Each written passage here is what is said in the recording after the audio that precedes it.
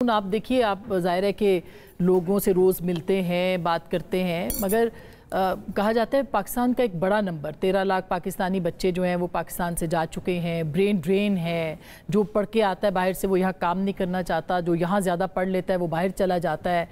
तो क्या ऐसा क्यों है? क्या ये वाकई बहुत बुरी बात है कि यहाँ से लोग जाके बाहर कमाएं और पाकिस्तान रेमिटेंसेस भेजें, या ये अच्छी बात है कि लोग जो हैं वो यहाँ रहें? बहुत शुक्रिया आसमा, आपने मदू किया।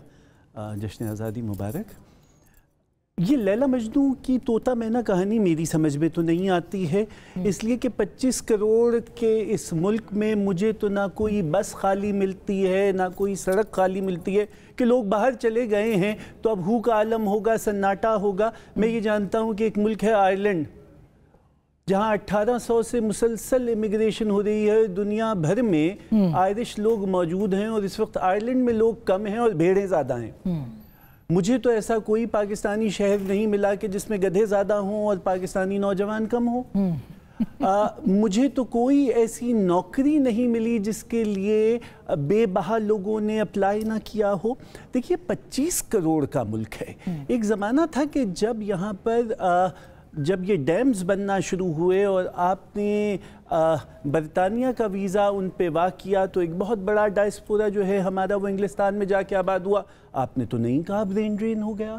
फिर हमारे यहाँ एक दुबई चलो मुहिम 74 में चली थी जुल्फ़िकार अली भुट्टो साहब की, जिसको हमने अपनी इक़्तिसादियात का सुनहरा दौर कहा था कि उसकी बिना पे हमारा बहुत ज़्यादा जो बैरून मुल्क पाकिस्तानी हैं वो ज़र मुबादला भेजते हैं, जिससे हमारे बजट में खातिर खा इजाफा होता है। हमने तो नहीं कहा ब्रेन ड्रेन हो गया।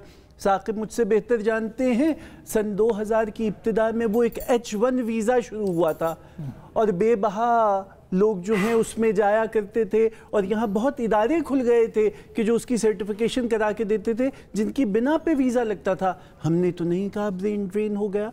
ये आज ही ऐसा क्यों है कि आप एक इंतहाई कुनूतियत की तस्वीर जो है वो दीवार पे आवेज़ा करना चाहते हैं? ज़रा सोचिए, इज़ इट बाय डिज़ाइन और बाय डिफ़ॉल्ट? आपके ख्याल में by design? It is by design 100%।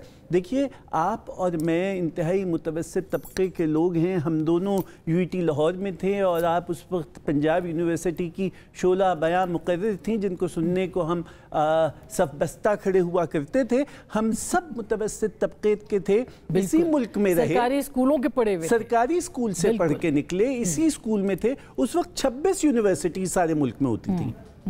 इसी ज़मीन की खाक में हाथ डाला और वो सोना बन गई। बिल्कुल, परवरदिगार आलम ने इसी की खाक को हमने माथे पे लगाया, वो अफशा बन के दमक रही है। बिल्कुल, यही मिट्टी है जिसने हमें इस मकाम पे पहुंचाया। आज 126 यूनिवर्सिटी से आज आप इतनी ज्यादा तादाद में लोग जो हैं वो बहुत अच्छी बात है। अगर उन्हें बैनुल अक़वामी दुनिया कबूल कर रही है तो बहुत उम्दा बात है।